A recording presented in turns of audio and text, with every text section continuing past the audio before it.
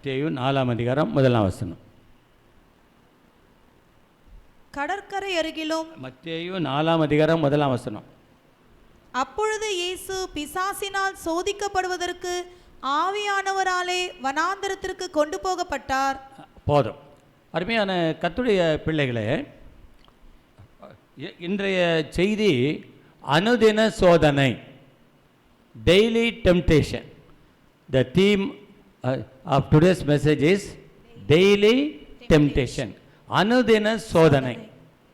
இது நான் எத்தனையோ ஆண்டுகளுக்கு முன்னதாக நான் செய்தியை கொடுத்துருக்குறேன். ஆனால் இன்றைக்கி காலையில் எழுந்த உடனே ஆண்டவர் நான் ஜெபித்த போது இந்த வசனம் தான் ஆண்டவர் பேச சொல்கிறார்.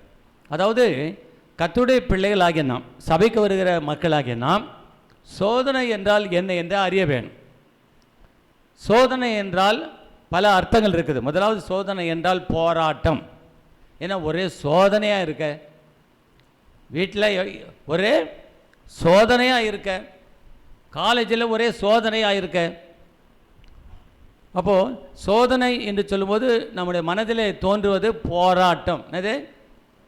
ஏதோ ஒரு யுத்தம், ஏதோ ஒரு போர்க்களம், ஏதோ ஒரு யுத்தம் நடந்து கொண்டிருக்குது, ஏதோ ஒரு பெரிய ஒரு போர் நடந்து கொண்டிருக்கிறது. அதை நாம் சோதனை என்று நாம் அழைக்கிறோம். சரி, ஓகே. அடுத்ததாக சோதனை என்று நாம் எதை அழைக்கிறோம்? நம்முடைய வாழ்க்கையில் வரக்கூடிய ஏமாற்றங்கள், தோல்விகள். நாம் ஏதோ ஒன்றை எதிர்பார்த்தோம், அது நடக்கவில்லை. நாம் எதிர்பார்த்தது நடக்கவில்லை என்றால் அது ஒரு சோதனையாக மாறிவிடுகிறது. அருமையானவர்களே, இது சோதனை. அப்போது சோதனை என்றால் போராட்டம், ஏதோ ஒரு யுத்தம். அது என்ன யுத்தம் பின்னால் பார்க்கலாம். ஏதோ ஒரு பெரிய ஒரு போர், ஏதோ ஒரு யுத்தம், இதை நாம் சோதனை என்று நாம் அழைக்கிறோம். அடுத்ததாக சோதனை என்று எதை அழைக்கிறோம்? நாம் எதையோ விரும்பினோம், எதையோ பெற்றுக்கொள்வோம் என்று நினைத்தோம், ஏதோ ஒரு காரியத்திற்காக ஜெபித்தோம், ஆனால் அது நடக்கவில்லை.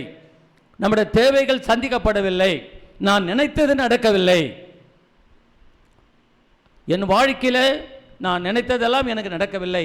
என் வாழ்க்கை முழுதும் தோல்வியாகவே இருக்கிறது. நான் நினைப்பது நடப்பதில்லை, நான் நினைக்காததே நடக்கிறது. என் வாழ்க்கை முழுதுமே தோல்வியாக இருக்கிறது. என் வாழ்க்கை முழுதுமே எனக்கு ஒரு மனவேதனையாக இருக்கிறது. இந்த உலகத்தில் நான் வாழ்வதற்கு எனக்கு பிரியமே இல்லை. இந்த உலகத்தில் நான் எதற்கு வாழ வேண்டும்? நான் நினைப்பது எனக்கு கிடைக்கவில்லை, நான் விரும்புவது எனக்கு கிடைக்கவில்லை. என் உடலிலே நல்ல சுகம் வர வேண்டும் நினைக்கிறேன், ஆனால் உடலில் சுகம் இல்லை. நான் மாறாக ஏமாற்றத்தை நான் சந்திக்கிறேன். நல்ல வீடு கட்ட வேண்டும் நினைத்தேன், வீடு கட்ட முடியவில்லை. போதுமான பணம் இல்லை, போதுமான பணம் கிடைக்கவில்லை. நன்றாக படிக்க வேண்டும் என்று விரும்பினேன். நன்றாக என்னுடைய பெற்றோர்கள் அதிக லட்சக்கணக்கான ஆயிரக்கணக்கான பணம் செலவழித்து என்னை படிக்க வைத்தார்கள். ஆனால் படித்து நான் வீட்டில் சும்மா இருக்கிறேன், எனக்கு நல்ல வேலை கிடைக்கவில்லை. சரி, வேலை கிடைத்து விட்டது. வேலை கிடைத்த உடனே அங்கே வேலையில் போராட்டம். அங்கே நான் சின்ன பொண்ணு அப்படின்னு நினச்சி, சின்ன பையன் நினச்சிட்டு என்னை அங்கே இருக்கிறவங்களாம், அங்கே இருக்க சீனியர்லாம் என்னை ரொம்ப இல்ட்ரீட் பண்ணுறாங்க. ஒரு முறை என்னோட அனுபவத்தை சொல்கிறேன் பாருங்கள். நான் ஆண்டுக்குள்ளே வழிநடத்தின ஒரு குடும்பம் தான். அந்த குடும்பத்தில் பாருங்கள், சிறு வயதிலே ஆண்டவர் ஐடி ஃபீல்டில் உயர்த்தினார். அந்த மகள் நல்ல வேலை கிடைக்க வேண்டும் விரும்பினால் வேலை கிடைத்தது, ஆண்டவர் உயர்த்தினார். ஆனால் உயர்த்தின பிறகு அங்கே போராட்டம். என்ன போராட்டம்? அங்கே கூட இருக்கிற சகல தொழிலாளிகள், அங்கே இருக்கிற உயர் அதிகாரிகள் இந்த சின்ன வயசில் இப்படி முன்னேறி போயிட்டாங்களேன்னு சொல்லி அவங்க மேலே பொறாமை, அவங்க மேலே எரிச்சல். அதனால் பலவித அவங்கள போட்டு ஒவ்வொரு நாளும் அரித்து கொண்டே இருப்பாங்க. இப்படி பல பிள்ளைகள் இன்றைக்கு பல உயர்வுகளுக்காக காத்திருக்கிறார்கள், நன்மைகளை காத்திருக்கிறார்கள்.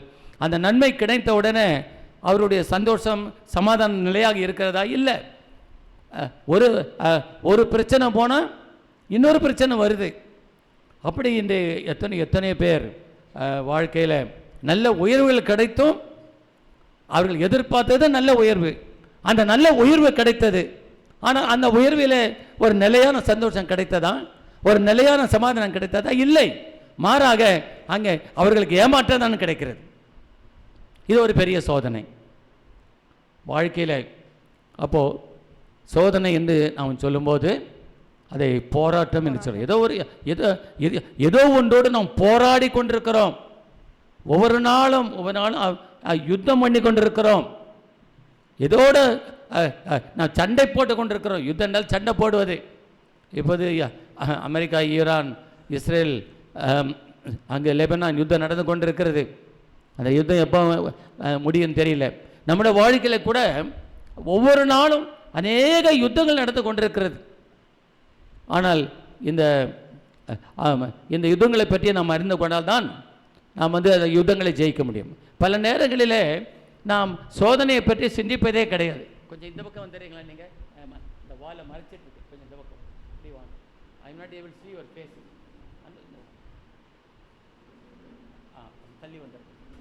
ஓகே, வெரி குட், மிகவும் நன்றி. பல நேரங்களிலே நம்முடைய வாழ்க்கையில் அனுதினமும் பலவிதமான சோதனைகளை சந்தித்து கொண்டிருக்கிறோம். அநேக போராட்டங்களுடன் நாம் வாழ்ந்து கொண்டிருக்கிறோம்.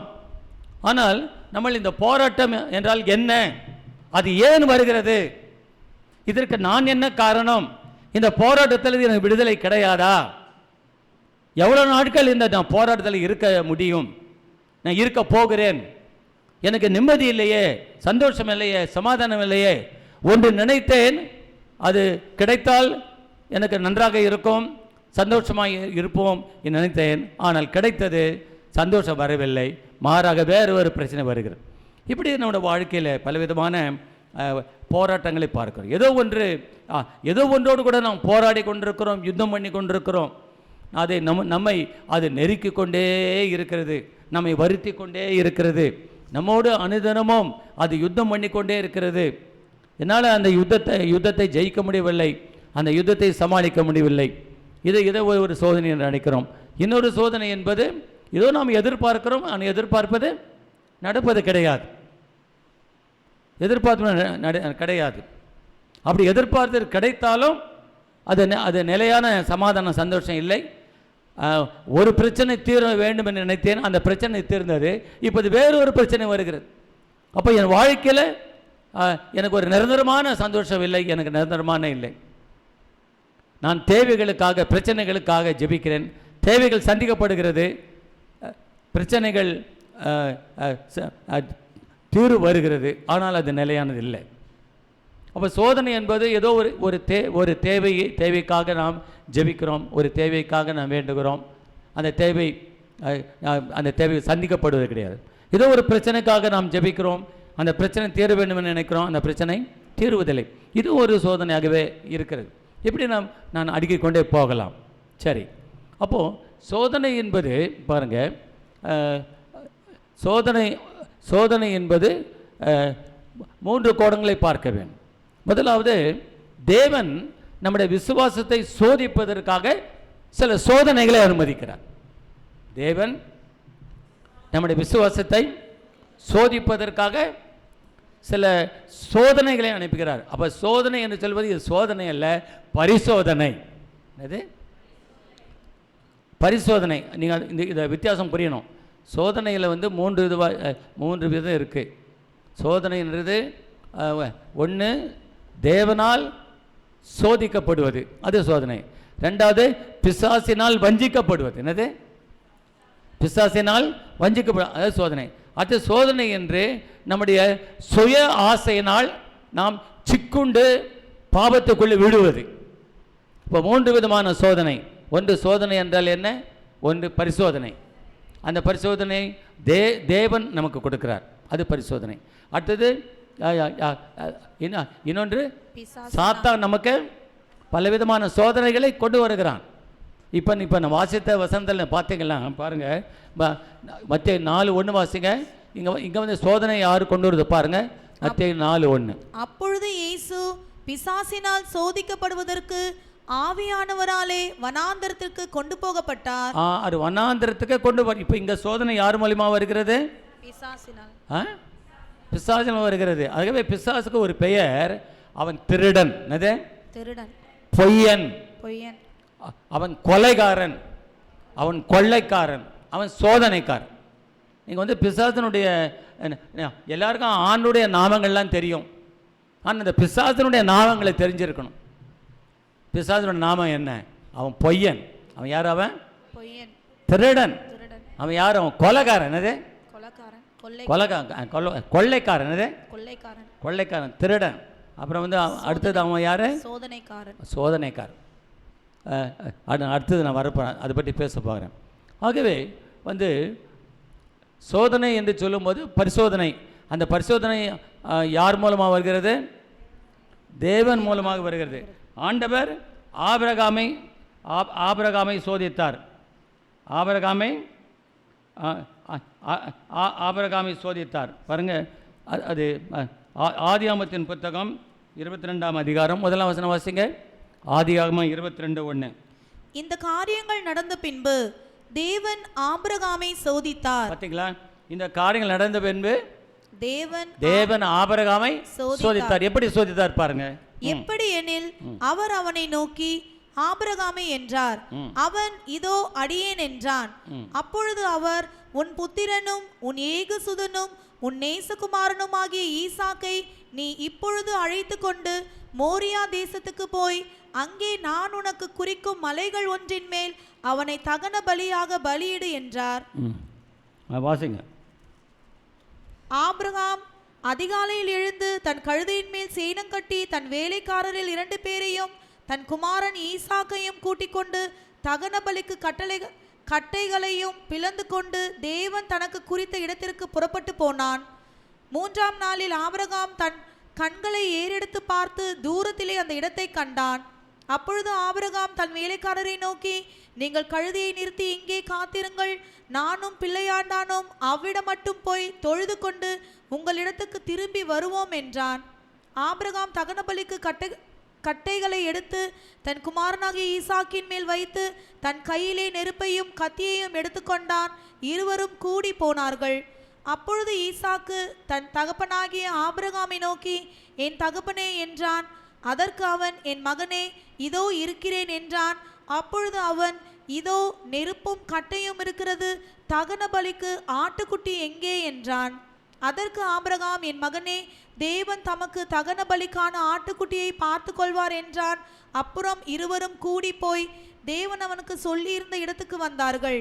அங்கே ஆபிரகாம் ஒரு பலிபீடத்தை உண்டாக்கி கட்டைகளை அடுக்கி தன் குமாரனாகிய ஈசாக்கை கட்டி அந்த பலிபீடத்தில் அடுக்கிய கட்டைகளின் மேல் அவனை கிடத்தினான். பின்பு ஆபிரகாம் தன் குமாரனை வெட்டும்படிக்கு தன் கையை நீட்டி கத்தியை எடுத்தான். அப்பொழுது கர்த்தருடைய தூதனானவர் வானத்திலிருந்து, ஆபிரகாமே, ஆபிரகாமே என்று கூப்பிட்டார். அவன், இதோ அடியேன் என்றான். அப்பொழுது அவர், பிள்ளையாண்டான் மேல் உன் கையை போடாதே, அவனுக்கு ஒன்றும் செய்யாதே. நீ அவனை உன் புத்திரன் என்றும் உன் ஏக சுதன் என்றும் பாராமல் எனக்காக ஒப்பு கொடுத்தபடியினால் நீ தேவனுக்கு பயப்படுகிறவன் என்று இப்பொழுது அறிந்திருக்கிறேன். பாருங்க, ஆபிரகாம் தேவனால் சோதிக்கப்பட்டான். அதாவது பிள்ளையே இல்லை, வயசான காலத்தில் ஒரு பிள்ளையை கொடுத்தாரு. ஆனால் அந்த பிள்ளைய ஆண்டவர் என்ன சொல்கிறார், எனக்கு கொடுத்துரு அப்படின்றாரு. இப்போ உங்களுக்கு வந்து பிள்ளையே இல்லாமல் ஒரு பிள்ளை வந்தது, அந்த பிள்ளை எனக்கு கொடுத்துருங்கன்னா நீங்கள் ஒத்துக்குவீங்களா? உடுப்பிங்க ஓட்டம். ஆனால் ஆபிரகாம் என்ன செய்தான்? அவன் தேவனால் சோதிக்கப்பட்ட போது அவன் என்ன செய்தான்? தேவனுக்கு கீழ்ப்படிந்தான். அவன் தேவனுக்கு பயந்து நடந்தான். ஆண்டவர் ஒரு குழந்தைய கொடுக்குறாரு. அந்த குழந்தைய பலியிடு அப்படின்னாருன்னா வந்து அவனுக்கு தெரியும், ஆபிரகாமுக்கு தெரியும் தேவன் நல்லவர். ஒன்று கொடுத்துட்டு அதை திருப்பி கொடுன்னு சொன்னார்னா அவர் என்னை ஏமாற்ற மாட்டார். அவர் நல்ல தேவன், அவர் எனக்கு நன்மையானதான் செய்வார். நான் வந்து அவருக்கு கீழ்ப்படிவேன், அவருக்கு பயந்து வாழ்வேன், கர்த்தருக்கு பயந்து வாழ்வேன். அப்போ ஆபிரகாம் தன்னுடைய நேசகுமாரனாகிய ஈசாக்கை பலியாக ஒப்பு கொடுத்த போது அவன் தயங்கவில்லை, அவன் கீழ்ப்படிந்தான். பிறகு ஆண்டவர் அவனை பலியிடுகிற நேரத்தில் கையை அந்த கத்தியை ஓங்கும்போது அவர் என்ன சொல்கிறாரு? அப்போது கர்த்தருடைய தூதனானவர் வானத்தில் ஆபிரகாமே ஆபிரகாம் கூப்பிட்டார். அவன் இதோ அடியேன் என்றான். அப்பொழுது அவர் பிள்ளையாண்டான் மேல் உன் கையை போடாதே. பாருங்க, தேவன் ஆண்டவர் அவர் சோதித்தார். அந்த சோதனையில் அதாவது பரிசோதனை செய்தார். அந்த பரிசோதனையில் யார் ஜெயிச்சது? ஆபிரகாம் ஜெயிச்சார். ஆபிரகாம் ஜெயிச்சார். கடைசியில் என்ன ஆச்சு? அவர் ஜெயிச்சதுனால அவன் அதை மறுபடியும் பெற்றுக்கொள்கிறான். நம்முடைய வாழ்க்கையில் கூட ஆண்டவர் எதற்காக நம்மை சோதிக்கிறார்? நம்முடைய விசுவாசத்தை, நாம் அவர் மேல் நம்பிக்கையாக இருக்கிறோமா, அவரை சார்ந்து இருக்கிறோமா? வேதம் சொல்லுகிறது, பிரபுக்களை நம்புவதை பார்க்கலும் கர்த்தர் பேரில் பரிதரிப்பேன். நீங்கள் வந்து அப்பா அம்மாவை சார்ந்திருக்கிறீங்களா? பொதுவாக கல்யாணம் ஆகிற பிள்ளைங்க நீங்கள் ஜாக்கிரதையாக இருக்கணும். நீங்கள் அதே மாதிரி பொண்ணு பார்க்க போகிறவங்க, மாப்பிள்ளை பார்க்குறவங்க ஜாக்கிரதையாக இருக்கணும். நீங்கள் யாரை சார்ந்து, ஆண்டவரை சார்ந்து வாழ தீர்மானிக்கிறீங்களா, இல்லை பெற்றோர்களை சார்ந்து? பெற்றோர்கள் நிச்சயமாக உதவி செய்வாங்க, கைவிட மாட்டாங்க. ஆனால் உங்கள் நம்பிக்கை யார் மேலே இருக்கணும்? அழைத்த தேவன் மேலே இருக்கணும். பிள்ளைங்களை நேசிக்கணும். பிள்ளைங்க உதவி செய்வாங்க, செய்யாமல் கைவிட மாட்டாங்க. ஆனால் ஒருவேளை பிள்ளைங்க கைவிடட்டா தேவன் கைவிட மாட்டார். அப்போ உங்கள் நம்பிக்கை யார் மேலே? கர்த்தர் மேலே, தேவன் மேலே தான்.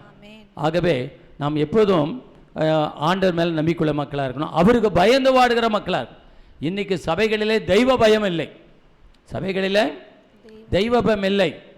வேதம் சொல்லுகிறது, தீமையை விட்டு விலகுவதே கர்த்தருக்கு பயப்படுகிற பயம்.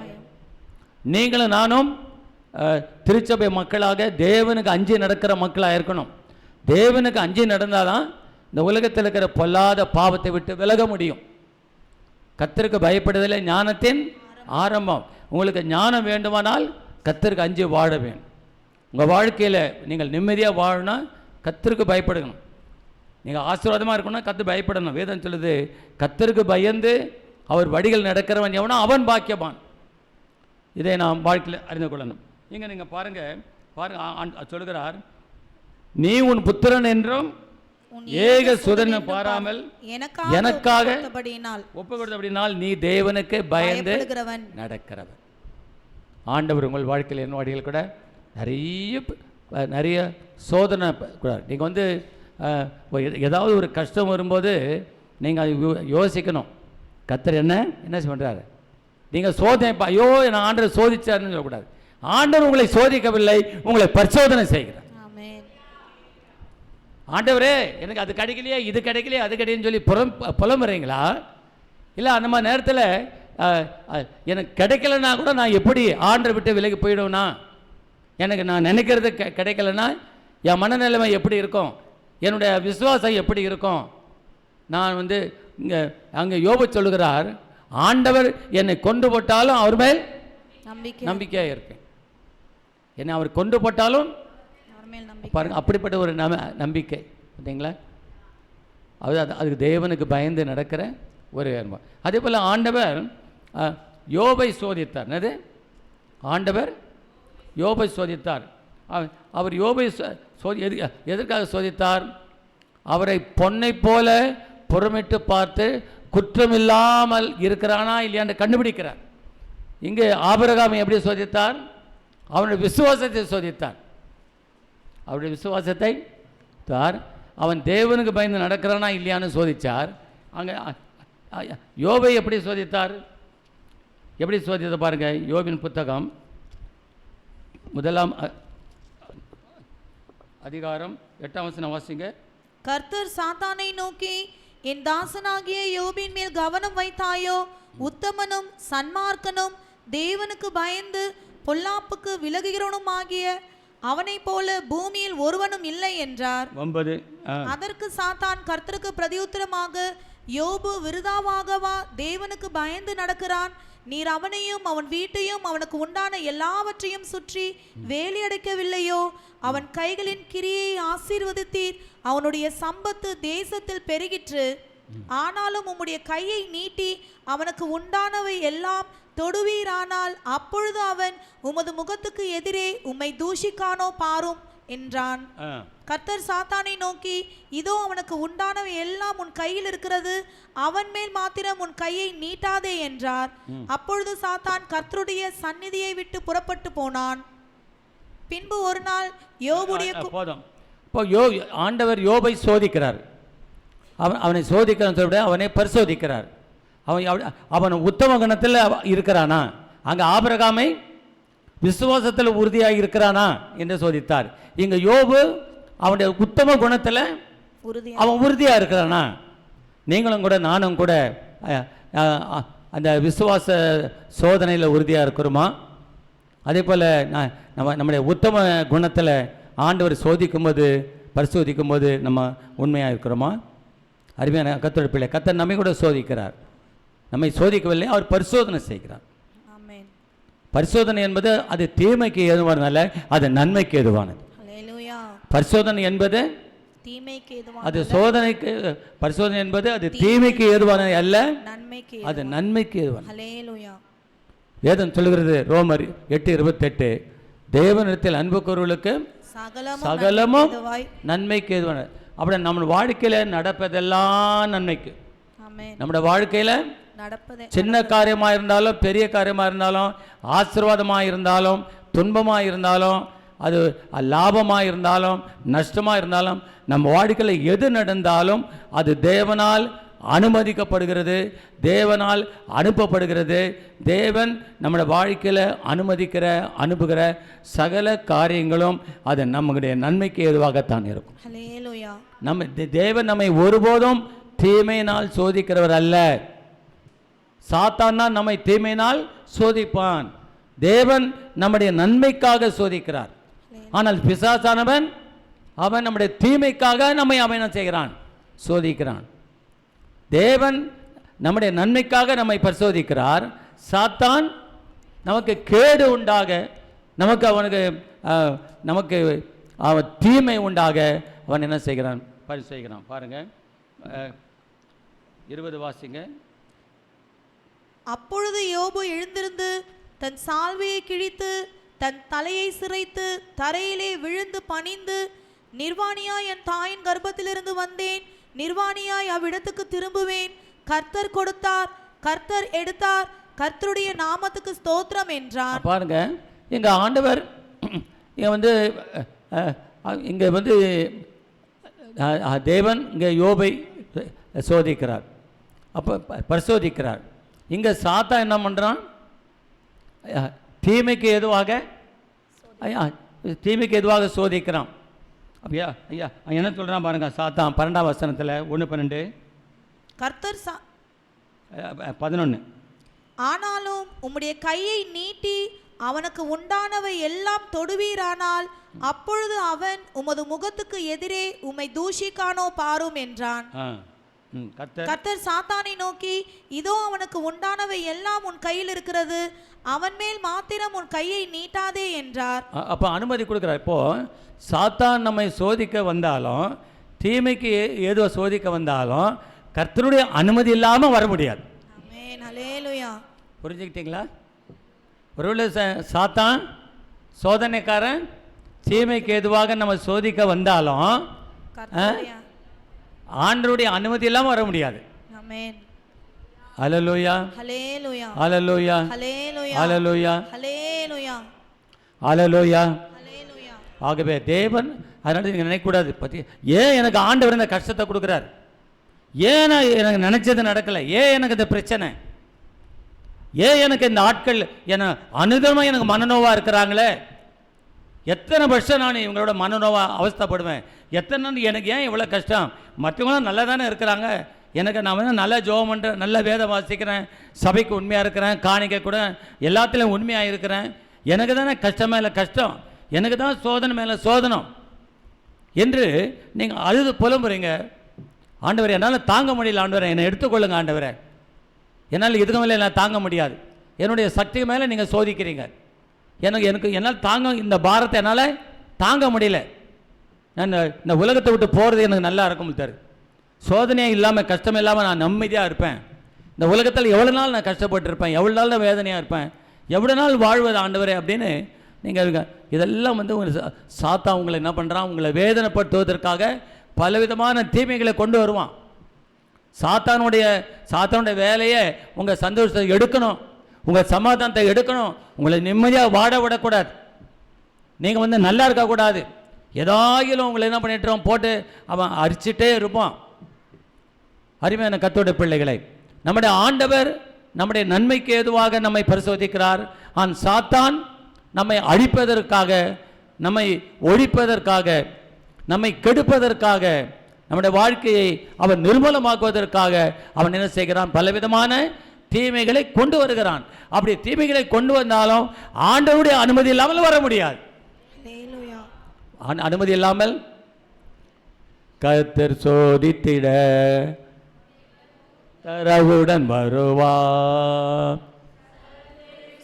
உதித்திட உத்தரவுடன் வருவா. ஆனால் இயேசு கைவிடார், தானாய் வந்து ரட்சிப்பார். ஆனால் இயேசு கைவிடார், தானாய் வந்து ரட்சிப்பார். அந்த நல்ல இயேசு எந்தன் சொந்தமானாரே, அந்த நல்ல இயேசு என் சொந்தமானாரே. சந்தோஷம் பொங்குதே, சந்தோஷம் பொங்குதே, சந்தோஷம் என்னில் பொங்குதே. அல்லேலூயா, இயேசு என்னை ரட்சித்தார், முற்றும் என்னை மாற்றினார், சந்தோஷம் என்னில் பொங்குதே. அப்போ யோபுக்கு தெரிஞ்சு போச்சு, வந்து ஆண்டவர் என்னுடைய உத்தம குணத்தை என்ன பண்ணுறாரு, அவர் சோதிக்க பார்க்குற. அவரே ஸ்டார்ட் சொல்கிறாரு பாருங்களேன். பாருங்கள் 8ஆம் வசனம் வாசிங்க. 1:8. கர்த்தர் சாத்தானை நோக்கி, என் தாசனாகிய யோபின் மேல் கவனம் வைத்தாயோ? உத்தமனும் சன்மார்க்கனும் தேவனுக்கு பயந்து பொல்லாப்புக்கு விலகுகிறவனும் ஆகிய அவனை போல பூமியில் ஒருவனும் இல்லை. பூமியில் ஒருவனும் இல்லை. What a testimony, what a grand testimony. என்ன ஒரு அற்புதமான சாட்சி பாருங்க. இன்னைக்கு ஆண்டவர் பார்த்து யோபு கொடுத்த சாட்சி உங்களுக்கு கொடுப்பாரா? நீங்கள் வந்து என்னோட சாட்சி யோபி போல சாட்சின்னு தைரியமாக சொல்ல முடியுமா? எத்தனை பேர் நீங்கள் கொஞ்சம் யோசிச்சு சொல்லுங்கள். நான் யோபை போல உண்மையாக இருப்பேன்னு எத்தனை பேர் நீங்கள் சொல்ல முடியும்? சொன்னீங்களா? நீங்கள் ஆசீர்வதிக்கப்பட்டோம். அல்ல, துயரப்படுகிறவர்கள் பாக்கியவான்கள், பரலோக ராஜ்யம் அவர்களுடைய. ஆமாம், இங்கே துன்பம். ஆண்டவர் சொல்லிட்டாரு, உலகத்தில் உங்களுக்கு என்ன உண்டு? உபத்திரவம் உண்டு. ஆனாலும் திடன் கொள்ளுங்க, நான் உலகத்தை ஜெயித்தேன். இக்காலத்து பாடுகள் இனிவரும் மகிமைக்கு ஒப்பிடத்தக்கவை அல்ல. பாருங்க, எவ்வளோ ஒரு ஆண்டவர் சாத்தான் சோதிக்கிறான். வந்து எல்லாத்தையும் எடுத்துட்டான். என்னதை? எல்லாத்தையும் எடுத்துட்டான். கடைசியில் மனைவி கூட அதாவது கட்டின மனைவி தான் கடைசி வரையிலும் கூட இருப்பான்னு சொல்லுவாங்க. வயசான காலத்தில் நாங்கள் அடிக்கடி பிரேமகிட்ட பேசிக்குவோம். நல்லா வயசாகி போச்சு. அதாவது we are made for each other. நான் உனக்கு, நீ எனக்கு. made for each other. புரியுதுங்களா? யாரும் கூட பிள்ளைங்க இருந்தால் என்ன பிரயோஜனம்? கடைசி காலத்தில் அவங்க நம்ம 2 பேர் தான் ஒன்றா இருக்கணும், இல்லைங்களா? சில இடத்துல அந்த மாதிரி ஒரு சூழ்நிலை வரும். நாங்களாம் சில இதில் பேசியிருக்கோம், சில கற்பனை கூட பண்ணி பார்ப்பேன். கடைசி வரையிலையும் கட்டின மனைவி தான், யாரும் கூட வரமாட்டாங்க. பிள்ளைங்க 1000 பேர் தானே. பாருங்கள், சமீபத்தில் ஒரு டெத்து நடந்தது. பார்த்தீங்கன்னா அப்பா உயிர் போகும்போது பையன் இல்லை, பையன் வெளிநாட்டில் இருக்கான். இன்றைக்கி வெளிநாட்டில் பிள்ளைங்களை நம்ம அனுப்புகிறோம். நல்லா சம்பாதிப்பாங்க, நல்லா பண்ணுவாங்க, நல்ல வசதியாக இருக்குது, நல்ல வீடு கட்டி, நல்ல வசதி, நல்ல தடபுலெல்லாம் தான் இருக்கிறோம். ஆனால் உயிர் போகும்போது சில இடத்துல எத்தனை பிள்ளைங்க வெளிநாட்டில் டிக்கெட்டு கிடைக்காம பாடியை வந்து அப்பா பாடியா அம்மா பாடியை பார்க்க முடியல. கடைசியில் ஃப்ளைட்டு கிடைக்கல, அடக்கம் பண்ணிவிடுங்கன்றாங்க. அப்போ உலகத்தில் பாருங்கள் எவ்வளோ ஒரு கொடூரமான பாருங்கள். பெற்ற தாய் தகப்பனை பார்க்க முடியலன்னா அது என்ன? பெற்ற பிள்ளைங்களை நம்மளால் பார்க்க முடியலன்னா அது என்ன கொடுமை பாருங்கள், என்ன கொடுமை பாருங்கள். கொஞ்சம் யோசித்து பாருங்கள்.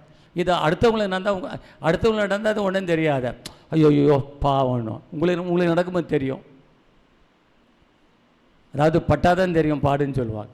உங்களுக்கு கஷ்டம் வந்தால் தான் உங்களுக்கு அதான் தெரியும். அருமையானங்களே, அப்போ பாருங்கள். ஆனாலும் கூட பாருங்கள், யோபு என்ன செய்யல? அவன் எப்படிப்பட்ட நான் உத்தமன். யாரு உத்தமன்? ஆண்டவர் உங்களை என்னையும் பார்த்து சொல்லி, நீ உத்தமன் சொல்லுவாரா? நீ உத்தமன் சொல்லுவாரா? என் பிரியமே ரூபவதி, நீ உத்தமே, உன்னில் பழுதுள்ளவன் என்று ஆண்டு சொல்வாரா? ஆண்டு அப்படி சொன்னால் உங்களை போல ஆசீர்வதிக்கப்பட்ட யாருமே இல்லை சகோதரிகள். ஆண்டவர் உங்களை பார்த்து சொல்லணும், என் உத்தமையேன்னு சொல்லணும். உங்கள் வீட்டுக்காரர் உங்களை என்ன கூப்பிடுவார்? உங்கள் வீட்டு பேர் தான் கூப்பிடுவார். உங்கள் வீட்டுக்காரர் உன்னை உத்தமின்னு சொல்லுவாரா? ஏதோ குறை தான் சொல்லிட்டு இருப்பார் இல்லைங்களா? உங்கள் வீட்டுக்காரமா உங்களை உத்தமன்னு சொல்லுவாரா? குறை தான் சொல்லிட்டு இருப்பான். ஆனால் பாருங்கள், உலகத்தார் நம்மை குற்றப்படுத்தினாலும், உலகத்தார் நம்மை தவறாக புரிந்து கொண்டாலும், உலகத்தார் நம்மை சித்திரவதை பண்ணலாம், நம்மை ரட்சித்த தேவன் நம்மை பார்த்து என் பிரியமானவனே உத்தமனேன்னு அழைக்கிறார். அப்போ அவருடைய சாட்சி தான் நமக்கு வேணும். என்னது? மக்களுடைய சாட்சி முக்கியம்தான். ஆனால் மக்களுங்க எப்பவுமே நல்ல சாட்சி சொல்ல, நம்ம வந்து அவங்களோட நல்லா பழகினா நல்ல சாட்சி சொல்லுவாங்க. கொஞ்சம் அவங்களுக்கு பிடிக்காது எதை பேசிட்டா, இது கர்த்தருக்கு விரோதமான செயல் சிஸ்டர், பிரதர், இது கர்த்தருக்கு விரோதமான செயல் பிரதர், இப்படி செய்யக்கூடாது பிரதர். ஏன் நம்ம சபையை எடுத்துக்கொள்ளுங்க. நான் டைசல் 150 சபையை பார்க்குறேன். சில பாஸ்டர்கள்லாம் என்கிட்ட, பாஸ்டர் பிஷப் ரொம்ப நல்லவர், நல்லா உதவி செய்வார், நல்லா இது பண்ணுவார். கடைசியில் அவர் தப்பு பண்ணி அவர்கிட்ட கேட்டேன்னா, இந்த பிஷப் மாதிரி மோசமான பிஷப் யாருமே இல்லை அப்படின்ட்டு. நம்ம சபையில் அப்படி தான், பார்த்தா நல்லவங்க மாதிரி தான் இருக்கிறீங்க, பார்த்தா ரொம்ப அழகாக இருக்கிறீங்க, உங்களை பார்த்தாவே அவ்வளோ நல்லா இருக்கிறீங்க, ஏதாவது இதை திருத்திக்குங்க, இதை மாற்றிக்கங்கன்னாக்கா உடனே முகத்தை சூழ்ச்சிக்கிறீங்க இல்லைங்களா? நீதிமானை கடிந்து கொள், அது அவனுக்கு எப்படி இருக்கும்? அவனுக்கு ஆரோக்கியமாக இருக்கும். அது அவனுக்கு ஆரோக்கியம். அவனை கொட்டு, நீதிமானை கொட்டு, அவன் புத்தியில் என்ன பண்ணுவான்? தேர்வான். அப்போ பாருங்கள், இந்த இந்த அப்படி ஆண்டவர் உங்களை என்னை பார்த்து நீ உத்தமன் அப்படின்னு சொல்ல, உத்தமன் அப்படின்னு சொன்னால் அதை விட இந்த உலகத்தில் என்னங்க வேணும்? சொத்து வேணுமா? சுதந்திரம் வேணுமா? வீடு வேணுமா? பங்களா வேணுமா? பெரிய பெரிய பெரிய ஆசிரமம் வேணுமா? உலகத்தில் ஒன்றும் வேணாங்க. நீ நல்லவன், நீ உத்தமன், நீ எனக்கு பிரியமானவன் என்று கர்த்தர் உன்னை அழைச்சா அது போதுங்க இந்த உலகத்தில். இதை தவிர பெரிய ஆசீர்வாதம் இல்லைங்க. ஹல்லேலூயா, ஹல்லேலூயா. அதனால் நீங்கள் அப்படி பிரயாசப்படு. நம்முடைய ரட்சிப்பு நிறைவேற நம்ம பிரயாசப்படணும். ஆண்டவர் நம்மை சாட்சி பிரியமானவனே நான் அழைக்கணும், என் பிரியமானவளே நான் அழைக்கணும். காலையில் எழுந்து ஜெபம் பண்ண உடனே என் பிரியமான உங்கள் பேரை சொன்னால், ஒருத்தர் பேரை சொன்னால் கோச்சிக்குவீங்க. இங்கே இல்லாத ஒரு பேர் சொல்கிறேன், உங்கள் பேரில் ஏதோ ஒரு பேரை நினைக்கிறேன், பேர் சொல்ல நினைக்கிறேன், அந்த பேர் இருக்குது. இப்போ வேறு ஒரு பேரை தேட்டிருக்கேன். கிருபாவதின்னு யாரும் இல்லை? கிருபாவதி யாராக இருக்கீங்களா? கிருபாவதி, சரி, ஓகே, இல்லாத பேருன்னு சொல்லுவோம். ஓகே. பிரியதர்ஷினி யாராக இருக்கீங்களா? யாரும் இல்லை. காலையில் எழுந்து ஜெபம் பண்ண உடனே உங்களை பார்த்து எனக்கு பிரியமானவளே அப்படின்னா உங்களுக்கு எப்படி இருக்கும்? அப்படி தலையில் ஐஸ் கட்டி வச்ச மாதிரி இருக்கும். போதண்டா, இனி உலகத்தில் இதை விட வேறு என்ன வேணும்? இதை விட எனக்கு ஒன்றும் ஆசிரியமாக ஆண்டவர் காலையில் எழுந்தவுடனே என் பிரியமானவனே பிரியமானவளே அப்படின்னு அழகாக என்னை கூப்பிட்றாருங்க. எங்கள் வீட்டுக்காரர் இருக்கார், என்ன இப்படி எல்லாம் எங்கள் வீட்டுக்காரர் என்னை கூப்பிட்டதே இல்லைங்க. எங்கள் வீட்டுக்காரமாகவே இருக்கா. ஒரு தடவை கூட எங்கள் வீட்டுக்காரமாக என்னை வந்து என்னங்க வாங்க இல்லை, போ வா ஓ இப்படி தான் சொல்கிறார். அந்த ஆண்டவர் என்ன பண்ணுறாரு? என்னை பார்த்து என்ன அருமையான சாட்சி இல்லைங்கள? ஓகே, சரி, ஓகே. அவர் எப்படிப்பட்டவரா? அவர் எப்படிப்பட்டவரா? உத்தமன், உத்தமன், சன்மார்க்கன், தேவனுக்கு பயந்து, அவனை போல பூமியில் ஒருவனும் இல்லை. சரி, இப்போ நான் சொல்கிறேன். இப்போ ஆண்டவர் உங்களை பார்த்து என்னை பார்த்து உன்னை போல நீங்கள் பாட்டு பாடுவீங்க, உன்னை போல யார் உண்டு நன்மை செய்ய அப்படின்னு அதை போய் நீங்கள் பாடுவீங்க. இப்போ ஆண்டவர் உங்களை பார்த்து இப்போ பயமாக இதுங்க சொல்கிறீங்க, என்ன மற்றவங்களை விட்டுட்டேன்னு சொல்லுங்க. சரி விடுங்க. ஆண்டவர் உங்களை பார்த்து உன்னை போல யாருமே இல்லை, உன்னை போல யாருமே இந்த வட்டு அசுலியே இல்லை உன்னை போல. நான் பேரை சொல்லாமல் சொல்கிறேன், போங்க. உங்களை போல அசூரில் யாருமே இல்லை, உங்களை போல எழில் நகரில் யாருமே இல்லை. நீங்கள் ஒரு அசூர்னு சொல்லுவீங்க, எங்களை விட்டாருன்னு சொல்லுவீங்க. நீங்கள் நான் உங்களை போல துவகுடையில் யாருமே இல்லை, உங்களை போல் ராவுத்தர் மேலே யாருமே இல்லை, உங்களை போல் டவுன்ஷிப்பில் யாருமே இல்லை, உங்களை போல் காட்டில் யாருமே இல்லை, ஏன் உங்களை போல் உலகத்தில் யாருமே இல்லை. அப்படி சொன்னால் எப்படிங்க இருக்கும் இல்லைங்களா? ஆண்டவர், அதாவது ஆண்டவர் பரிசோதிக்கும் போது நம்மை பொன்னை போல புடமிடுகிறார். ஆண்டு சொல்கிறார், கர்த்தர் என்னை சோதித்த பின் சுத்த பொன்னாய் நான் விளங்குவேன். பொன்னாக. யோபு 23:10 வாசிங்க. யோபு 23:10. அவர்களுடைய எருது பொழிந்தால் 23:10. ஆனாலும் நான் போகும் வழியை அவர் அறிவார். அவர் என்னை சோதித்த பின் நான் பொன்னாக விளங்குவேன். பாருங்க, நான் போகும் வழி அறிவார், அவர் என்னை பரிசோதித்த பின் நான் பொன்னாக விரும்புவேன். ஆமென். அப்போ ஆண்டவர் நான் இரும்பா இல்லை கல்லா இல்லை நான் இல்லை தங்கமான்னு இப்படி கண்டிப்பார். சிலர் நான் சொல்கிறேன், சிலர் பேர் தங்கன்னு வச்சுருப்பாங்க, யாரும் தங்கன்னு இல்லை, தைரியமாக பேசலாம். சிலர்லாம் தங்கமாக இருப்பாங்க, அவங்க தங்கம் இல்லைங்க, கல்லுங்க, இரும்புங்க. அது பேர் தான் தங்கம், ஆனால் உள்ள இரும்பு இல்லைங்களா? பேர் தான் தங்கம், உள்ள இரும்பு. அருமையானவர்களே, ஆண்டவர் நம்மளை எப்படி அழைக்கிறார்? என் தங்கமே. என்னது? என் தங்கமே நான் அழைக்கிறார் ஆண்டவர். அதான் அர்த்தம். கர்த்தர் நம்முடைய குணத்தை சோதித்து நம்முடைய வாழ்க்கையை சோதித்து பார்த்து அவர் என்ன பண்ணுறாரு? அவர் சோதிக்க நம்ம மெருகு ஏறிக்கொண்டே இருக்கு. அல்லேலூயா. அப்போ பொண்ணை நீங்கள் சூடு பண்ண என்ன ஆகும் சொல்லுங்க? மெருகு. அது போல் உங்கள் வாழ்க்கையில், என் வாழ்க்கையில் ஆண்டவர் நம்மை பரிசோதித்து அதில் ஜெயிச்சுட்டே வரோம்.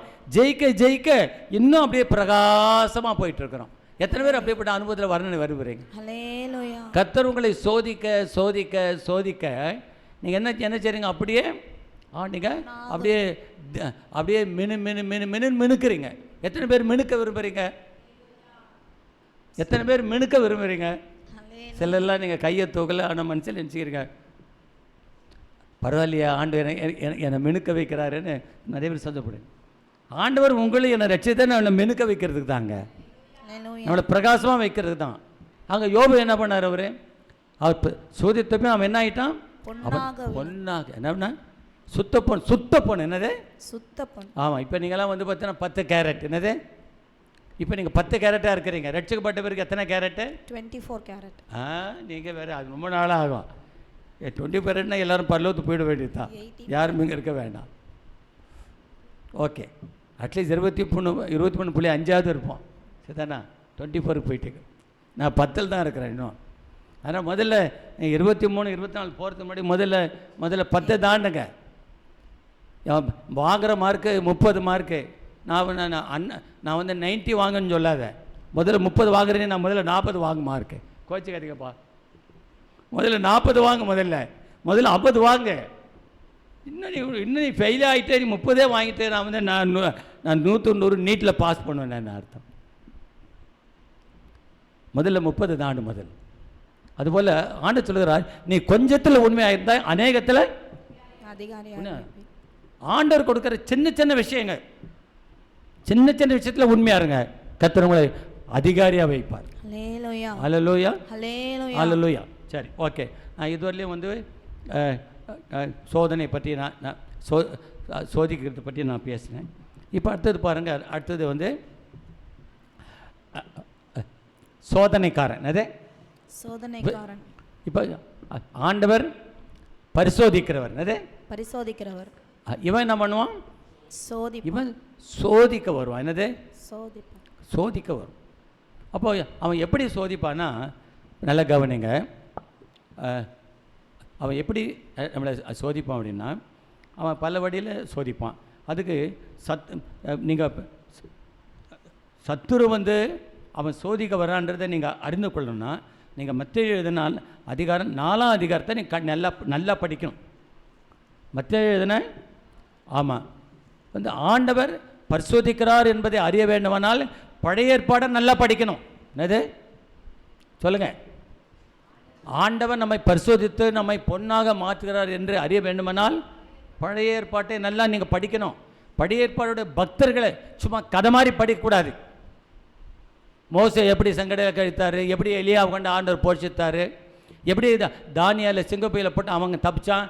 இந்த கதையை சொல்லி நம்ம வஞ்சித்து கொள்ள வேண்டாம். மோசேனுடைய கதையை படித்தா மோசே போல வாழ கற்றுக்கொள்ளணும். தாவீதை எப்படி நடத்தினார்னு சொல்லி மெச்சுக்கொள்ள பிறகு நாம் தாவீதை போல இதயத்துக்கு ஏற்றவன கர்த்தருடைய ஏற்ற மாறணும். அங்கே யோசேப்பை குடியில் படம் கர்த்தர் உயர்த்தினார்னு சொல்லி அழகாக பிரசங்கம் பண்ணலாம். ஆனால் யோசேப்பை போல நாம் வாழுகிறோமா? யோசேப்பை போல அங்கே அங்கே சோதனைக்காரன் வந்து பலவிதமான இச்சைகளை கொடுத்து சோதிக்கும் போது அந்த சோதனை ஜெயிக்கிறோமா? யோசேப்பை போல வாடுகிறோமா? யோசேப்பை கதை சொல்லி சபையை நடத்துறதில்லை. சபையில் இருக்கிற ஒவ்வொரு மக்களும் அந்த யோசேப்பின் ஆசீர்வாதத்தை தான் சொல்லுவாங்க. ஆனால் எப்படி வாழ்ந்தான்னு சொல்ல மாட்டாங்க. அவன் ரொம்ப சகோதரர்களை வெறுக்கப்பட்டான், அவனை வந்து தூக்கிட்டு போயிட்டாங்க, ரொம்ப அடிமையாக பஞ்சம் வந்தது, அந்த போஷத்தை பெரிய ஆளாயிட்டான், அதான் சொல்லுவாங்க. ஆனால் எப்படி வாழ்ந்தான்னு சொல்ல மாட்டான். இன்னைக்கு திருச்சபையானது வடிவிலகி போய் கொண்டிருக்கிறது. பாருங்க, அங்கே யோசேப்பு என்ன பண்ணால் அவன் சோதிக்கப்பட்டு உதறி தள்ளிட்டு ஓடணும். அதை தான் அங்கே பார்க்கணும். அப்போ சோதனைக்காரன் என்ன பண்ணுவான்? நம்மளை சோதிக்க வருவான். அப்போ சோதிக்க வரும்போது நம்ம என்ன செய்யணும்? நான் வந்து அந்த நேரத்தில் எப்படி இருக்கணுன்றதை நீங்கள் இப்போ நான் வாசிக்க போகிறோம். வாசிக்கலாம். மத்தேயு 4ஆம் அதிகாரம் 1லேருந்து வாசிங்க. அப்பொழுது இயேசு பிசாசினால் சோதிக்கப்படுவதற்கு ஆவியானவராலே வனாந்தரத்துக்கு கொண்டு போகப்பட்டார். அவர் இரவும் பகலும் 40 நாள் உபவாசமாய் இருந்த பின்பு அவருக்கு பசி உண்டாயிற்று. அப்பொழுது சோதனைக்காரன் அவரிடத்தில் வந்து, நீ தேவனுடைய குமாரனேயானால் இந்த கல்லுகள் அப்பங்களாகும்படி சொல்லும் என்றான்.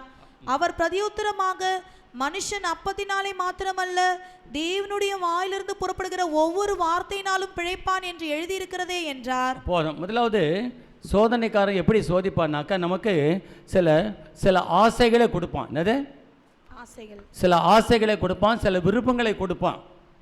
அப்படிதான் அவன் சோதிப்பான். அதெல்லாம் கவனிக்கணும். இப்போ அநேக நேரங்களில் நாம் எங்கே சோதிக்கப்படுகிறோம்?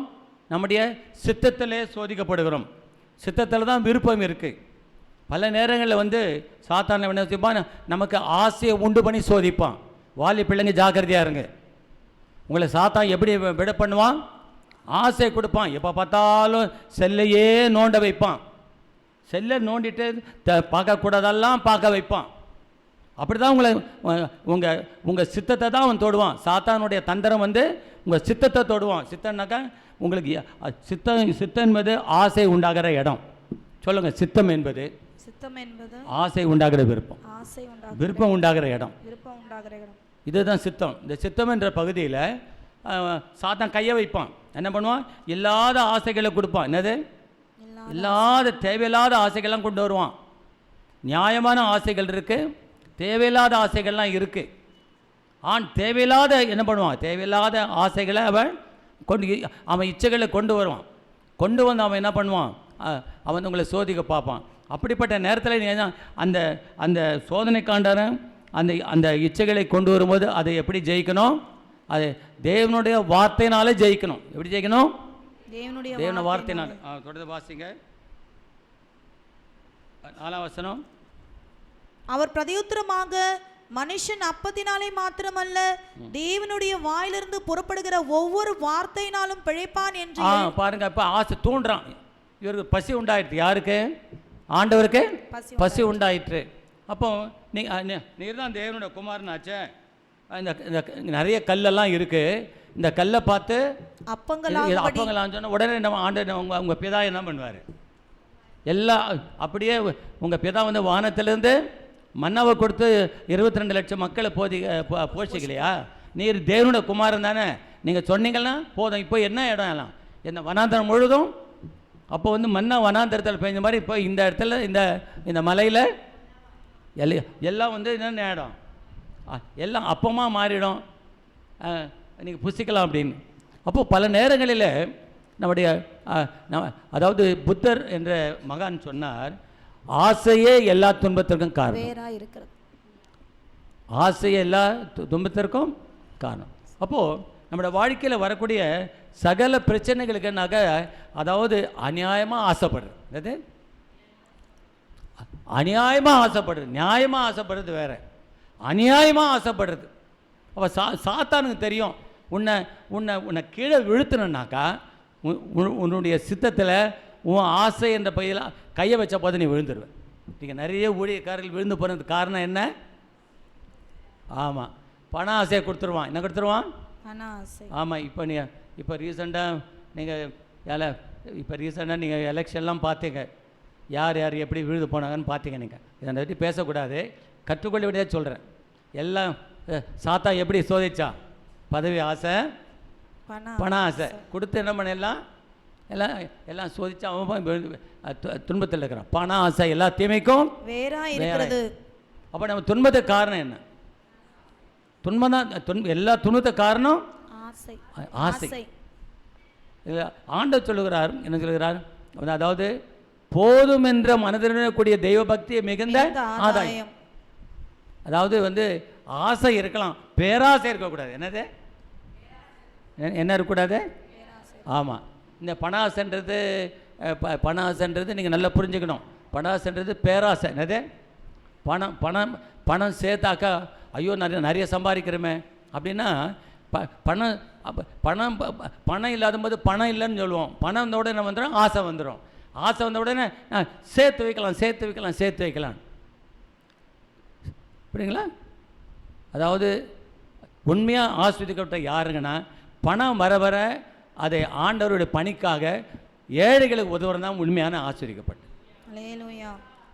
நம்ம வருமானம் ஒரு சபையில் ஒரு பாஸ்டராக இருக்கலாம், இல்லை பெரிய சபையாக இருக்கலாம், இல்லை நம்ம சபையாக இருக்கலாம், இல்லை நீங்களாக இருக்கலாம், நான் இருக்கலாம். நமக்கு பணம் வர வர அந்த பணத்தை வைத்து கொண்டு எப்படி தேவனுடைய நாமத்தை மையப்படுத்த அப்படி தான் யோசிக்கணும். அந்த பணம் வர வர வர முதல்ல பணம் இல்லைன்னா ஜெபம் பண்ணுங்க, வேலை இல்லை ஜெபம் பண்ணுங்க. பணம் வந்தவுடனே என்ன பண்ணுங்க? ஆண்டரை விட்டுருவோம், ஜெபம் கிடையாது. பணம் வந்தவுடனே ஆசை எங்கே போயிடான்? முதல்ல என்ன பாட்டு பாடணும்? வேறு ஒரு ஆசை இல்லை ஏசு ராஜா உண்மை தவிர. இப்போ இது பணத்தை தவிர இல்லைங்களா? இப்போ ஆசை எங்கே போச்சு? பணத்தின் மேலே போச்சு. இப்போ அந்த பாட்டு போயிடுச்சு, இப்போ வேற பாட்டு. அருமையானங்களே, ஆகவே அவன் இன்றைக்கி நிறைய சபைகள் ஊழியர்கள் நிறைய பணம் வருது, ஆனால் ஏழைகளுக்கு உதவி செய்கிறது. ஏழைகள் உதவி செய்யலை, தேவையுள்ள மக்களுக்கு உதவி செய்வது கிடையாது, தாங்களே அனுபவிக்கிறார்கள். கர்த்தர் நம்மை ஆசீர்வதிக்க நான் உண்மையாக ஆசீர்வதிக்கப்பட்ட இருந்தால் நம்முடைய ஆசீர்வாதம் மற்றவர்களுக்கு போய் சேரணும். நம்முடைய ஆசீர்வாதம் மற்றவர்கள் போய் சேரலைன்னா நம்ம ஆசீர்வதிக்கப்படலை. So what is the sign of being really blessed? If you are really blessed, your blessing should be shared to others. ஹல்லேலூயா. கர்த்தர் உன்னை ஆசீர்வதித்ததா, நான் ஆசீர்வதிக்கப்பட்டேன்னு சொன்னால் உன் ஆசீர்வாதம் மற்றவங்களுக்கு பிரயோஜனமாக இருக்கணும். கர்த்தர் வீடை கொடுத்துருக்காரு, எனக்கு அங்கே ஒரு வீடு, இங்கே ஒரு வீடு, அங்கே ஒரு பங்களா, இங்கே ஒரு இது, பையன் அங்கே இருக்கான், பையன் இந்த ஊரில் இருக்காங்க, நல்லா கத்த என்ன ஒரு கல்லை வச்சுன்னு இப்படின்னு தம் அடிக்கிறது கையில். கர்த்தர் உண்மையாக ஆசீர்வாதம், அந்த ஆசீர்வாதம் எத்தனை பேருக்கு பிரயோஜனமாக இருக்குது? ஊழியத்துக்கு உதவியாக இருக்கா? ஏழைகள் உதவியாக இருக்கா? தேவையுள்ள மக்கள் உதவியாக இருக்கிறதா? ஏழைகள் உதவி செய்கிறோமா? வேதம் சொல்லுது, ஏழைக்கு இறங்குறவன் கர்த்தருக்கு கடன் கொடுக்கிறான், கர்த்தர் அவனுக்கு திருப்பி கொடுப்பார். அது கர்த்தர் அவனுக்கு திருப்பி கொடுப்பார். ஆகவே இது பெரிய சப்ஜெக்ட். நீங்கள் பழைய இந்த கொடுப்பதை பற்றிலாம் பேசப்பட்டிருக்கு. ஆகவே அப்போ கர்த்தர் நம்மை ஆசீர்வதிக்கும் போது என்ன செய்யணும்? அதை உடனே நம்மோட வச்சுக்கூடாது, தேக்க வைக்கக்கூடாது. நம்ம அனுபவிக்கணும், அதே நேரத்தில் மற்றவர்களுக்கும் என்ன செய்யணும்? கொடுக்கணும். மற்றவங்களுக்கும் அதை அனுப்பணும். சொல்லுங்க, அனுபவி அனுப்பு. சொல்லுங்க பார்க்கலாம். அனுபவி அனுப்பு. ஆசீர்வாதத்தை அனுபவி, ஆசீர்வாதத்தை அனுப்பு. தக்க வைத்துக் கொள்ளாது, தேக்க வைத்துக் கொள்ளாது, தேக்க வைத்துக் கொள்ளக்கூடாது. சரி, ஓகே. அருமையான கர்த்தருடைய பிள்ளைகள். அப்போ சாத்தான் எப்படி சோதிக்கிறான்? ஆசைகளை கொடுத்து அவன் சோதிப்பான். ஒரு வசனம் நான் சொல்கிறேன், அடுத்து ஒரு காரியத்தை சொல்ல விரும்புகிறேன். என்னோடு கூட யாக்கோபின் நிருபத்து திருமங்கள் 1ஆம் அதிகாரம் 13 வாசிங்க. சோதிக்கப்படுகிற எவனும் நான் தேவனால் சோதிக்கப்படுகிறேன் என்று சொல்லாதிருப்பானாக. தேவன் பொல்லாங்கினால் சோதிக்கப்படுகிறவர் அல்ல, ஒருவனையும் அவர் சோதிக்கிறவரும் அல்ல. நம்முடைய தேவன் ஒருவரையும் பொல்லாங்கினால் சோதிக்கிறவர் அல்ல. பாருங்க, அவன் தன் தன் சுய இச்சையினாலே இழுக்கப்பட்டு சிக்குண்டு சோதிக்கப்படுகிறான். அவனவன் எப்படி சிக்குண்டு சோதிக்கப்படுகிறான்? இச்சையினால, ஆசையினால, தகாத ஆசைகள்னால. அதாவது பாருங்க, வாழ்க்கையில் ஒன்று தெரிந்து கொள்ளுங்க, சில நேரங்களில் ஆண்டவர் நம் விரும்புவதை கொடுக்க மாட்டார். எனக்கு இதை கொடுக்கலையே கிடைக்கலன்னு ஒரு வருத்தப்பட்டு பிரயோஜனம் கிடையாது. ஆண்டவர் கொடுத்தா அனுபவிங்க, ஆண்டவர் கொடுக்கலாம் வருத்தப்படாது. என் வாழ்க்கையில் தான் நான் கற்றுக்கொண்ட பாடம். ஆண்டவர் ஏதாவது உங்களுக்கு கொடுக்கலை, நீங்கள் பெற்றுக்கொள்ளணும்னு சொன்னால் அது ஆண்டவருக்கு பிரியமில்லைன்னு அர்த்தம். ஆண்டவர் நீங்கள் விரும்புவதை நீங்கள் பெற்றுக்கொள்ளலை, நீங்கள் நினச்சது உங்களுக்கு கிடைக்கல அப்படின்னா என்ன அர்த்தம்னாக்கா அது ஆண்டவருக்கு சித்தம் இல்லை. ஆண்டவருக்கு பிரியமில்லாத பொருள் நமக்கு எதுக்கு? ஆண்டவருக்கு சித்தம் இல்லாத நமக்கு எதுக்கு? ஒருவேளை அது பார்க்குறது மற்றவங்க பாருங்கள, சில நேரத்தில் நமக்குலாம் ஐயோ பணக்கார வாலிபன், நல்ல அழகான வாலிபன், பெரிய இடத்த வாலிபன் அப்படின்னு ஏங்கிட்டு ஐயோ அந்த மாதிரி மாப்பிள்ளை கிடைக்கலன்னு சொல்லி வருத்தப்படாதீங்க. அது ஆண்டவரே வேணான்னு ஒதுக்கும்போது நீ ஏன் அதை விரும்புகிறீங்க? ஆண்டவர் வேண்டாம் என்று ஒதுக்குவதை நீங்கள் விரும்பாதீங்க. கர்த்தர் நமக்கு என்ன தேவையோ அதை தான் கொடுப்பார். நமக்கு நன்மையானதே தருவார். நம்முடைய தேவன் நன்மையானதை கொடுப்பார். அதனால் ஏங்கக்கூடாது. எனக்கு அவங்கள மாதிரி என்ன இல்லையே, அது இல்லையே, இது இல்லையே, அவங்கள மாதிரி இப்படி இல்லையே அப்படின்னு சொல்லி வருத்தப்பட்டு பிரயோஜனம் கிடையாது. ஆண்டவர் ஒன்று கொடுக்கலைன்னா அது ஆண்டவர் பிரியமில்லை. ஆண்டவர் உங்களுக்கு கொடுக்காததை நீங்கள் ஆசைப்படாது. அல்லேலூயா. ஆண்டவர் உங்களுக்கு ஒன்று கொடுக்கலைன்னா அது மேலே என்ன பண்ணாதீங்க, கண்ணை வைக்காதீங்க. ஆண்டவர் உங்களுக்கு கொடுக்கலன்னா விட்டுருங்க, அது வேண்டாம். ஆண்டவருடைய சித்தம் தான் நம்மளோட வாழ்க்கையில் முக்கியம். அப்போது இந்த தேவையில்லாத இச்சைகளை மேற்கொள்ள சிறந்த வழி என்ன? தேவனுடைய வார்த்தை. சொல்லுங்கள், தேவனுடைய வார்த்தை சொல்லுங்கள். தேவனுடைய சித்தம் சொல்லுங்கள். தேவனுடைய சித்தம். அப்போ நம்முடைய சித்தத்தில் வரக்கூடிய இந்த ஆசைகளை, தகாத எண்ணங்களை எப்படி ஜெயிப்பது? தேவனுடைய வார்த்தையினால், தேவனுடைய சித்தத்தினால். தேவனுடைய சித்தம் தான் நம்மளோட வாழ்க்கையில் பாதுகாப்பு. தேவ சித்தம் தான் நம்மளோட வாழ்க்கையில் மெய்யான ஆசீர்வாதம். தேவ சித்தம் தான் நமக்கு அமைதி. தேவ சித்தம் தான் நமக்கு வந்து சமாதான சந்தோஷம். தேவ சித்தத்தை வெளியில் சமாதானம் கிடையாது. தேவ சித்தத்தை வெளியில் பாதுகாப்பு கிடையாது. தேவ சித்தத்தை வெளியில் நமக்கு ஆசீர்வாதம் கிடையாது. அருமையான கர்த்தருடைய பிள்ளைகள், கர்த்தர் நான் என்ன நிலை இருந்தாலும் நான் மனரமாய் கற்றுக்கொண்டேன். எந்த நிலைமையிலும் நான் மனரமியமாய் இருக்க கற்றுக்கொண்டேன். அப்போ கர்த்தர் கொடுக்காததை, எனக்கு கிடைக்காத குறித்து நான் ஆசைப்படக்கூடாது. கர்த்தர் எனக்கு கிடைக்கணும்னு சித்தம்னா கர்த்தர் கொடுப்பார். எனக்கு கிடைக்கலைன்னு சொல்லி மற்றவங்களை வந்து சித்திரவதை பண்ணுறது, ஜனங்களை வந்து இது பண்ணுறது, நீங்கள் வந்து ஜெபம் பண்ணாமல் வேதம் வாசிக்காமல் உங்களை நீங்கள் நொந்து வாழ்க்கை கெடுத்து கொள்றதை விட ஆண்டவர் கொடுப்பதில் நிம்மதியாக இருக்கணும். அல்லேலூயா. என்னை பலப்படுத்துகிற கிறிஸ்துவனாலே எல்லாரும் எனக்கு தாழ்ந்திருக்கவும் தெரியும். ஆகவே நம்முடைய சோதனைக்காரன் எப்படி வருவான்? சோதனை எங்கே வருது? நம்முடைய சித்தத்தில் வருது. அதை முடிச்சிருங்க. அதை 15 வாசிங்க. யாக்கோபு 1:15. பின்பு இச்சையானது கர்ப்பம் தரித்து பாவத்தை பிறப்பிக்கும், பாவம் பூரணமாகும் போது மரணத்தை பிறப்பிக்கும். 14 வாசிங்க. அவனவன் தன் சுய இச்சையினாலே இழுக்கப்பட்டு சிக்குண்டு சோதிக்கப்படுகிறான். அவனவன் எப்படி நமக்கு சோதனை வருது? சாத்தான் சோதனைக்காரன் சோதனை கொண்டு வரான். அதுக்கு நம்ம அடிமையாகி என்ன பண்ணுறோம்? நம்முடைய இச்சையினால சோதிக்கப்பட்டு இழுக்கப்படுகிறது. அப்போ அதாவது இந்த செல்ஃபோன் பார்த்தீங்களா, அது இழுக்கிற சக்தி ஜாஸ்தி. செல்ஃபோனுக்கு என்ன சக்தி ஜாஸ்தி? இழுப்பு சக்தி ஜாஸ்தி. அதில் இழுப்புண்டு போயிடக்கூடாது. ரொம்ப ஜாக்கிரதையாக இருக்கணும். எது உங்களை இழுக்குதோ அதில் பெரிய ஆபத்து இருக்குது. யாராவது உங்களை இழுக்கிறாங்களா? அதில் பெரிய ஆபத்து இருக்குது. ஏதோ ஒரு பொருள் உங்களை இழுக்குதா? இழுக்கிறதெல்லாம் வந்தது பெரிய ஆபத்துன்னு புரிஞ்சுக்கணும். புரியுங்களா? கடைசியாக சொல்லி முடிக்க இருக்கிறேன். வாசிங்க. மத்தேயு 4ஆம் அதிகாரம் 5ஆம் வசனம். அப்பொழுது பிசாசு அவரை பரிசுத்த நகரத்திற்கு கொண்டு போய் தேவாலயத்து உப்பரியின் மேல் அவரை நிறுத்தி, நீர் தேவனுடைய குமாரனேயானால் தாழ குதியும், ஏனெனில் தம்முடைய தூதர்களுக்கு உம்மை குறித்து கட்டளையிடுவார், உமது பாதம் கல்லில் இடராதபடிக்கு அவர்கள் உம்மை கைகளில் ஏந்தி கொண்டு போவார்கள் என்பதாய் எழுதியிருக்கிறது என்று சொன்னான். அதற்கு இயேசு, உன் தேவனாகிய கர்த்தரை பரீட்சை பாராதிருப்பாயாக என்றும் எழுதியிருக்கிறதே என்றார். போதும், நான் வேகமாக போகிறேன். அப்போது முதல்ல நாம் பார்த்தோம், தேவன் நம்மை சோதிப்பது கிடையாது, பரிசோதிக்கிறார். இது பரிசோதிக்கிறார். நம்மை சோதிக்கிறவன் யார்? சாத்தான். எப்படி சோதிக்கிறான்? நம்முடைய சித்தத்தில் ஆசைகளை கொண்டு சோதிக்கிறான். ரெண்டாவது பாருங்க, இங்கே வந்து பிசாசு வந்து ஆண்டவர் எப்படி சிந்தனையில் சோதித்தான். என்னது? சிந்தனையில், நம்முடைய மைண்டில். சிந்தனையில் சாத்தான் எப்போ நம்ம மைண்டை தான் கையை வைப்பான். எங்கே வைப்பான்? இவள் ஒன்லி டச் அவர் மைண்ட். நிறைய திருச்சபை மக்களுக்கு இதை சொல்ல விரும்புகிறேன். உங்களை சாத்தான் உங்களை வந்து பார்த்தீங்கன்னா, அதாவது அதான் அந்த மென்டாலிட்டின்னு சொல்லுவாங்க, அந்த மைண்ட் செட்டுன்னு சொல்லுவாங்க. எப்பவுமே நிறைய மக்கள் கெட்டு போகிற காரணம் அவங்க சிந்தனை தான்.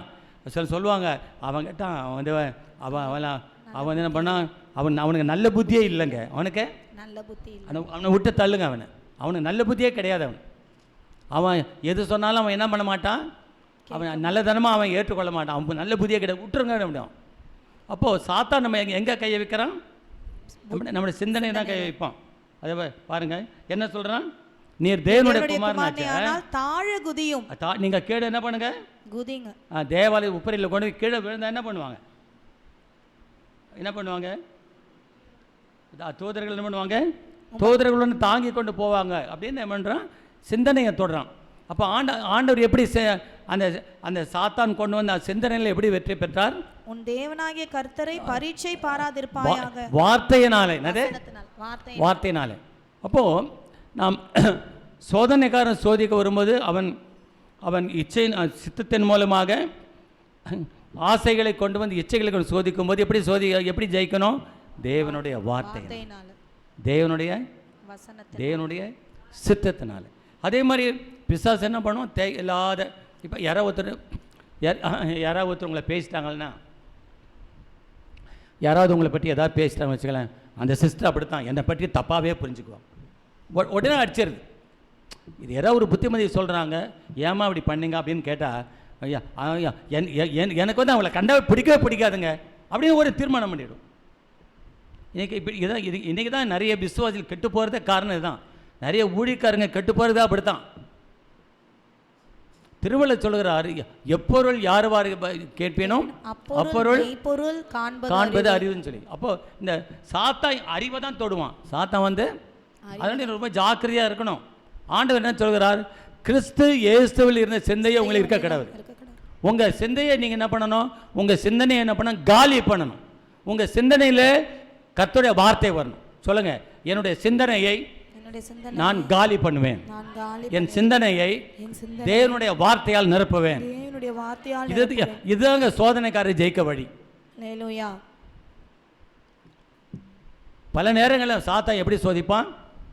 நம்முடைய எண்ணங்களை வைத்து தான். முதல்ல நம்மளை கீழே தள்ளணும்னா ஒன்று ஆசையை கொடுக்கணும், சித்தத்தை கையை வைக்கணும். இல்லைன்னா நம்மளை கீழே தள்ளணும்னாக்கா நம்முடைய சிந்தனையை வச்சு என்ன பண்ணுவோம்? அப்போது இந்த சிந்தனை இது மூணாவது நான் சொல்கிறேன் பாருங்கள், டைம் ஆகிடுது. 4ஆம் அதிகாரம் 8ஆம் வசனம் வாசிங்க. மறுபடியும் பிசாசு அவரை மிகவும் உயர்ந்த மலையின் மேல் கொண்டு போய் உலகத்தின் சகல ராஜ்யங்களையும் அவைகளின் மகிமையையும் அவருக்கு காண்பித்து, நீர் சாஷ்டாங்கமாய் விழுந்து என்னை பணிந்து கொண்டால் இவைகளை எல்லாம் உமக்கு தருவேன் என்று சொன்னான். அப்பொழுது இயேசு, அப்பாலே போ சாத்தானே, உன் தேவனாகிய கர்த்தரை பணிந்து கொண்டு அவர் ஒருவருக்கே ஆராதனை செய்வாயாக என்று எழுதியிருக்கிறதே என்றார். போதும். மூன்றாவதாக சாத்தான் எப்படி சோதிப்பானாக்கா, நம்முடைய உணர்வுகளிலே சோதிப்பான். எப்படி?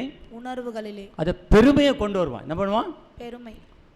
கர்த்தர் பெருமை உள்ளவர்களுக்கு எதிர்த்து நிற்கிறார். அதாவது வேதம் சொல்றது, தாழ்மையான சிந்தனை உள்ளவர்களிடத்தில் ஞானம் உண்டு. யாருக்கு ஞானம் இருக்கும்? யாருக்கு அறிவு இருக்கும்? யாருக்கு புத்தி இருக்கும்? தாழ்மையான சிந்தை. அதனால தான் இன்னைக்கு ஆராதனைக்கு தாழ்மையை பற்றி எடுத்தேன் நான். அப்போ சாத்தானுடைய பெரிய தந்திரம் என்ன? நமக்கு பெருமையை கொடுத்துருவான். நீ யார் தெரியுமா? நீ பெரிய ஆள். நம்ம ஒன்றுமே இருக்க மாட்டோம், ஆனால் நம்மளை பற்றி என்ன பண்ணுவான்? ஒரு வரட்டு கவரும். நம்மகிட்ட ஒன்றுமே இருக்காது. ஒன்றுமே இல்லைன்னா கூட சரி, அது கல்யாணத்தில் மற்ற நவங்களை பார்க்க ஒன்றுமே இருக்காது. அளவுக்கு மிஞ்சி கடன் வாங்குறது. நம்மளை குறித்து நம்மளே பெருமை நினச்சிக்கிறது. நான் யார் தெரியுமா, அவங்க பண்ணுறாங்கன்னா நான் என்னால் பண்ண முடியாதா, அப்படி பெருமையை கொடுத்துருவோம். சாத்தான் நம்மளை கீழே தள்ளுறதுக்கு காரணம் என்ன, நீ இவ்வளோ பெரிய ஆள் தெரியுமா, நீ எப்படி தெரியுமா, நீ குறைஞ்சவனா, நீ குறைஞ்சவளா, எனக்கு என்ன தெரியுமா, என்ன படிப்பு தெரியுமா, நான் எவ்வளோ படிச்சிருக்கேன் தெரியுமா, நான் எவ்வளோ நாடுகளுக்கு போயிருக்கேன் தெரியுமா, என்கிட்ட எவ்வளோ பணம் இருக்குது தெரியுமா, எனக்கு எவ்வளோ எத்தனை பேர் தெரியுமா, எனக்கு அவரே தெரியும் இவரே தெரியும், எனக்கு எவ்வளோ இன்ஃப்ளூயன்ஸ் இருக்குது தெரியுமா, என்னை பற்றி இது இப்போ புரிஞ்சிக்காமல் என்னை பற்றி தெரிஞ்சுக்காமல் இருக்கிற, என்னை பற்றி தெரிஞ்சுக்கிட்டீங்கன்னா நீ ஒழுங்காக இருந்துக்குவேன் அப்படிலாம் நம்மளை பற்றி நம்மளே பெருமையாக பேசுறது. நீ வாழ்க்கையில் உயரணும்னா கர்த்தரை உயர்த்தணும்னா அவருடைய பலத்தை கருத்துக்குள்ள அடங்கி இருக்கணும். கர்த்தர் ஏற்ற காலத்தை உயர்த்த முடியும், அவருடைய பலத்தை கருத்துக்குள்ள அடங்கி இருக்கணும். இன்றைக்கி விசுவாசிகளுக்கும் ஊழியக்காரர்களுக்கும் தேவை பெருமை. பெருமை கீழே தள்ளும். சாத்தான் பரலோகத்தில் கீழே விழுந்ததுக்கு காரணம் என்ன, அவனுடைய பெருமை. பெருமையினால தான் கர்த்தர் கீழே தள்ளினார். அவன் பெருமையினால விழுந்ததுனால நம்ம எப்படி பண்ணுறான், பெருமையை வச்சு தான் கீழே தள்ள பார்ப்போம். அருமையானவர்களே, நான் முடிக்க விரும்புகிறேன். ஆகவே இந்த நாளில் நம்முடைய செய்தி என்ன, அன்றாட சோதனை. அன்றாட சோதனை எப்படி, முதல்ல தேவன் நம்மை சோதிக்கிறவர் அல்ல, பரிசோதிக்கிறார். நம்முடைய உத்தம குணத்தை, நம்முடைய பரிசுத்தத்தை, நம்முடைய விசுவாசத்தை சோதிக்கிறார். ரெண்டாவது சோதனைக்காரன். அவன் யார், பிசாசு. அவன் எப்படி நம்மளை சோதிக்க வரான், தவறான ஆசைகளுக்கு, ரெண்டாவது தவறான சிந்தனை.